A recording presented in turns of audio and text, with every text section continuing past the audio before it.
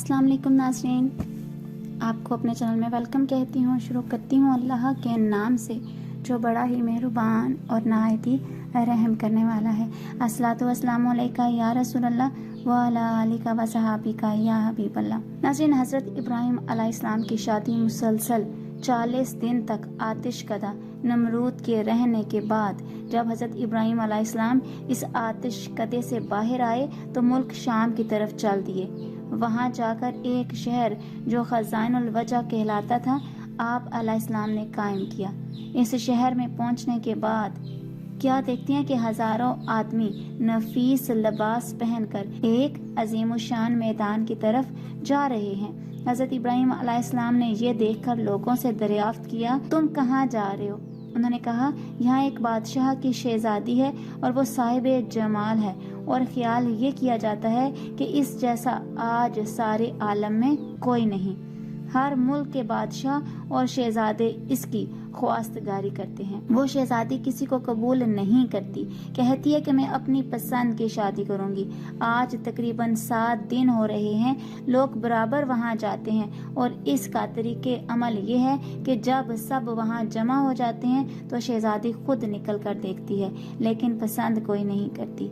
ये बात जब हज़रत इब्राहीम अलैहिस्सलाम ने सुनी तो इन्हीं लोगों के साथ हो लिए और इसी मैदान के एक गोशे में जा बैठे। जब दोपहर हो गई और तमाम लोग हाजिर हो गए तो वो शहजादी अपने साथ 70 ख्वाहिशें लेकर और ताज ज़री सर पर रखकर और निकाब चेहरे पर डालकर और एक तहरन जजीरियन जेवरात से जुड़ा हुआ हाथ में लेकर मैदान में जाकर एक सिरे से सबको देखने लगी। जब हज़रत इब्राहीम अलैहिस्सलाम के पास पहुंची तो एक नूर इनकी पेशानी पर चमकता है। वो शहजादी इस नूर को देखकर इनके हुस्न जमाल पर आशिक हो गई और तहरन जजीरी को हज़रत इब्राहीम अलैहिस्सलाम की गोद में डाल दिया और खुद तख्त पर जा बैठी। इसके बाद बादशाह वक्त के लोग हज़रत इब्राहीम अलैहिस्सलाम को बादशाह के पास ले गए। दर हकीकत वो नूर जिस पर शहजादी आशिक हुई वो नूर मोहम्मदी सल्लल्लाहु अलैहि वसल्लम था जो हज़रत इब्राहीम अलैहिस्सलाम की पेशानी पर जाहिर हुआ था। बादशाह ने इसे देखकर अपनी बेटी की तरफ निगाह की और कहा, है बेटी, नेक शोहर तूने पाया, मगर मर्द गरीब है, कुछ फायदा नहीं। सब उमराह ने मिलकर हज़रत इब्राहीम अलैहिस्सलाम से इसकी शादी कर दी और तमाम रसूमात बादशाह ने अदा की और सारे शहर में खुशी हुई। कससुल अंबिया में ये भी बाज़ रिवायतों से मालूम होता है कि सायरा खातून और हवा अलैहिस्सलाम के अलावा ना कोई हुस्न जमाल में हुआ और ना ही होगा। शादी के चंद माह बाद हज़रत इब्राहीम अलैहिस्सलाम ने मिस्र की तरफ जाने का कसद किया। सायरा खातून ने कहा, मैं भी तुम्हारे साथ चलूंगी और बगैर तुम्हारे मेरी जिंदगी महाल है, लिहाजा मुझको भी अपने हमराह ले चलो। हज़रत इब्राहीम अलैहिस्सलाम ने फरमाया, तुम्हारा बाप तुम्हें नहीं छोड़ेगा। सायरा खातून बोली, मेरे बाप की कदर तुम्हारे वजूद के सामने मेरे नजदीक कुछ भी नहीं। अगर छोड़ेगा नहीं, मैं बेहुक्म इसके तुम्हारे साथ चलूंगी, क्योंकि तुम्हारे बगैर मेरी जिंदगी महाल और वबाल है। फिर सायरा खातून ने अपने बाप से रुखसत मांगी, उसने इनको इजाजत दे दी। तब हज़रत इब्राहीम अलैहिस्सलाम सारा खातून को लेकर शहर से निकले और अल्लाह का हुक्म भी यही था। रास्ते में कुछ लोगों ने कहा, है इब्राहीम, मिस्र का बादशाह बहुत जालिम है और वो औरतों की ख्वाहिश बहुत रखता है और बिलखुसूस रूह से नूह का बहुत ज्यादा शाइक है और बहुत जल्द इसकी तरफ माइल हो जाता है। इसके रास्ते पर 10-10 आदमी मुतय्यन रहते हैं। जो कोई मालो असबाब मिस्र लेकर जाता है तो इसको पकड़कर इसका माल महसूल ले लेता है और अगर कोई सौदागर औरत के साथ ले जाता है तो इस औरत को भी छीन लेता है। यहाँ से हज़रत इब्राहीम अलैहिस्सलाम की दूसरी शादी की इब्तिदा हो रही है। ये सुनकर हज़रत इब्राहीम अलैहिस्सलाम अंदेशा करने लगे, क्योंकि हज़रत इब्राहीम अलैहिस्सलाम नामूस में बुजुर्ग थे और सायरा खातून के बराबर हसीना सारे जहां में कोई ना थी। इस राह के सिवा जाने के वास्ते कोई दूसरी राह भी ना थी। हज़रत इब्राहीम अलैहिस्सलाम ने एक संदूक बनाकर सायरा खातून को इसमें छुपाकर कुफल लगा दिया और संदूक को ऊंट पर कसवा दिया। जब शहर में जा पहुंचे तो महसूल वाले आकर संदूक खोलने लगे। تاکہ اس کی جنس دے کر اس کے موافق اس کا محصول لے لیں۔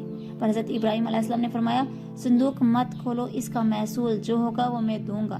اگر تم یہ چاہو تو صندوق کے وزن کے برابر سونا چاندی بھی لے لو تو بھی تم کو دے دی جائے گی۔ یہ سن کر وہ اور بھی زیادہ اشتیاق ہوا کہ نامعلوم اس میں کیا چیز ہے، ضرور کھولنا چاہیے۔ چنانچہ انہوں نے بلا اصرار اس صندوق کو کھولا تو دیکھتے ہیں کہ ایک عورت صاحب جمال و حسن اس میں بیٹھی ہے، جس کا ثانیہ گھر تلاش بھی کیا جائے تو ملنا ناممکن ہے۔ جب محصول والے حضرت ابراہیم علیہ السلام اور سائرہ خاتون کو بادشاہ کے نزدیک لے کر گئے تو بادشاہ ملعون نے پوچھا یہ عورت تمہاری ہے؟ حضرت ابراہیم علیہ السلام نے بادشاہ کو جواب دیا جو اسلامی جواب تھا۔ آپ علیہ السلام نے فرمایا یہ میری بہن ہے۔ بیوی کو بہن کہنا سابقہ شریعت میں درست تھا۔ یہ جواب سن کر اس ملعون نے کہا تم مجھے اپنی بہن کو دے دو۔ تب حضرت ابراہیم علیہ السلام نے فرمایا وہ اپنی ذات کی مالک ہے۔ سائرہ خاتون نے کہا پناہ مانگتی ہوں میں اللہ سے۔ جو ملعون یہ سن کر ہنسا اور حکم دیا کہ ان کو حمام میں لے جاؤ، نہلا دھلا کر لباس فاخرہ پہنا کر خوشبو سے معطر کر کے میرے پاس لاؤ۔ ملعون کے حکم پر ایسا ہی کیا گیا۔ اللہ نے حضرت جبرائیل علیہ السلام کو بھیجا کہ پردہ حضرت ابراہیم علیہ السلام کی آنکھوں سے اٹھا دے تاکہ ابراہیم علیہ السلام وہ تمام گفتگو جو ملعون حضرت سائرہ خاتون کے ساتھ کرے سن سکیں اور ان کے تمام حالات آنکھوں سے دیکھ سکیں۔ جب جمال مبارک حضرت سائرہ خاتون کا اس ملعون نے دیکھا تو فوراً اس نے دست درازی کا قصد کیا۔ اسی وقت اس کا ہاتھ شل اور خشک ہو گیا۔ پھر اس نے چاہا کہ بے ادبی کرے، تب اللہ کے حکم سے اسے اپنے زانوں تک زمین میں دھنس گیا۔ جب اس کا کوئی بس نہ چل سکا تو کہنے لگا یہ عورت تو جادوگر ہے۔ حضرت سائرہ خاتون نے اس ملعون سے کہا ہے بدبخت میں جادوگر نہیں ہوں، لیکن خاوند میرا خداوند قدوس کا دوست ہے جو سب کی نگہبانی کرنے والا ہے اور اللہ کی درگاہ میں دعا کرتا ہے تاکہ تو مجھے بے عزت نہ کر سکے۔ یہ سن کر اس نے توبہ کی، فی الفور ہاتھ اس کا درست ہو گیا، زمین نے بھی اس کو چھوڑ دیا۔ پھر جب دوسری مرتبہ سائرہ خاتون کی طرف نگاہ بد سے دیکھا تو اس وقت اندھا ہو گیا۔ تب اس ملعون نے کہا ہے بی بی معصوم میرے حال پر دعا کرو اور میں اس کام سے ہمیشہ کے لیے توبہ کرتا ہوں۔ جب سائرہ خاتون نے دعا کی تو اللہ کے حکم سے اس کی آنکھیں اچھی ہو گئی۔ پھر جب حالات ٹھیک ہو گئے تو غلبہ شیطانی سے عہد شکنی کرنا چاہی کہ حضرت سائرہ خاتون پر دست دراز ہو تو اس وقت تمام بدن اس کا خشک اور شل ہو گیا اور پھر آنکھیں جاتی رہیں۔ پھر کہنے لگا ہے بی بی پاک دامن میرے واسطے اپنے خدا سے دعا کیجیے۔ حضرت سائرہ خاتون بولی ہے بدبخت یہ دعا میری نہیں بلکہ میرے شوہر جو میرے ساتھی ہیں ان کی دعا ہے جو اللہ کے دوست ہیں، اگر وہ چاہے تو تجھے معاف کر دے یا نہ کرے۔ تب اس نے کہا ہے ابراہیم علیہ السلام کو یہاں لاؤ۔ ان کے بلانے پر جب حضرت ابراہیم علیہ السلام وہاں تشریف لے گئے تو اس ملعون نے کہا ہے ابراہیم مجھے معاف کر دیجئے، میں نے آپ پر بڑا ظلم کیا اور میں اب توبہ کرتا ہوں۔ حضرت ابراہیم علیہ السلام نے اس بادشاہ سے کہا یہ میرے حکم سے نہیں، یہ سب اللہ کے حکم سے ہوتا ہے جو تمام جہانوں کا رب و مالک ہے۔ دیکھو خدا کی مرضی کیا ہے، اسی کے مطابق کرنا ہوگا۔ اسی وقت حضرت جبرائیل علیہ السلام نے آ کر فرمایا ہے ابراہیم خدا تعالیٰ نے تمہیں سلام کہا اور فرمایا جب تک یہ تمام ملک اور خزانہ تم کو نہ دے دے تم ہرگز اس سے راضی نہ ہونا۔ پھر حضرت ابراہیم علیہ السلام نے اس بادشاہ سے بات کہی کہ میرا رب ایسا فرماتا ہے۔ بادشاہ نے یہ باتیں سنتے ہی تمام سلطنت اور اپنا خزانہ حضرت ابراہیم علیہ السلام کو دے دیا۔ یہ کیفیت ہونے پر حضرت ابراہیم علیہ السلام نے اس بادشاہ کے حال پر دعا کی اور اس دعا کی برکت سے صحت اور تندرستی پائی۔ مروی ہے کہ حضرت ابراہیم علیہ السلام نے اس مملکت کے 2 حصے کر کے جو جانب کنعان تھا وہ آپ علیہ السلام نے خود رکھ لیا اور باقی جو بچا اسی کو واپس کر دیا۔ بادشاہ نے ایک صاحبزادی 2 شیزہ نیک خوبصورت صاحب جمال لا کر حضرت سائرہ خاتون سے کہا ہے نیک بخت بی بی میں نے تمہاری بے حرمتی کی کوشش کی اور میں نے تم کو دیکھ کر اندیشہ بد کیا۔ تمہارے عفو و معاف کرنے کے شکرانے میں یہ بی بی ہاجرہ تمہیں کو دیتا ہوں اور جو گناہ اور تکبیریں مجھ سے ہوئیں معاف کیجیے۔ حضرت ابراہیم علیہ السلام حضرت سائرہ خاتون اور بی بی ہاجرہ کو لے کر کنعان کو چلے۔ راستے میں حضرت سائرہ خاتون اپنا حال جو بادشاہ کے ہاں گزارا تھا وہ بیان کرنے لگی۔ حضرت ابراہیم علیہ السلام نے کہا ہے سائرہ خاتون تم خاطر جمع رکھو، اب کچھ اندیشہ مت کرو، اللہ نے اپنے فضل و کرم سے میری آنکھوں کے سامنے پردہ غائب اٹھا دیا۔ جو باتیں تجھ پر گزرتی تھی مجھ پر سب ظاہر ہو جاتی تھی، اور جو تم کرتی اور کہتی تھی سو وہ میں دیکھتا اور برابر سنتا تھا۔ بعد اس کی حضرت سائرہ خاتون نے بی بی ہاجرہ کو حضرت ابراہیم علیہ السلام کی خدمت میں دے دیا۔ مصر سے نکلے ہوئے 10 سال کا عرصہ گزر چکا، لیکن حضرت سارہ اولاد کی نعمت سے اب تک محروم رہی۔ اللہ نے حضرت ابراہیم علیہ السلام سے اولاد دینے کا وعدہ فرمایا تھا۔ حضرت سائرہ خاتون نے حضرت ابراہیم علیہ السلام سے کہا، مجھے تو اولاد کی طرف سے نا امیدی ہو چکی ہے، آپ ہاجرہ سے عقد کر لیجئے کہ اللہ نے اولاد دینے کا وعدہ فرمایا ہے تو شاید اسی سے کوئی اولاد ہو۔ حضرت ابراہیم علیہ السلام نے حضرت سائرہ خاتون کی خواہش کے موافق حضرت بی بی ہاجرہ سے عقد کر لیا۔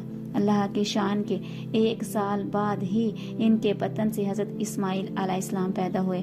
کتاب ازدواج الانبیاء حضرت سائرہ خاتون کی وفات کی تھوڑی مدت بعد حضرت ابراہیم علیہ السلام ایک اور عورت کو اپنے نکاح میں لائے جن کا نام کتورہ یا کتورن تھا، جس کے بدن سے 6 بیٹے پیدا ہوئے۔ حضرت ابراہیم علیہ السلام نے ایک اور عورت سے بھی نکاح کیا جس کا نام حجورہ تھا۔ کتاب مذکور میں اس بیوی کا نام حجوم یا حجین بھی لکھا گیا ہے۔ اس کے بطن سے حضرت ابراہیم علیہ السلام کے 7 بیٹے پیدا ہوئے۔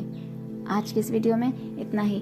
اگر آپ کو میری ویڈیو اچھی لگے تو لائک اور شیئر کیجیے گا، اپنا بہت سا خیال رکھیے گا، مجھے اپنی دعا میں یاد رکھنا مت بھولیے گا۔ ملتے ہیں اگلی ویڈیو میں، تب تک کے لیے اللہ حافظ۔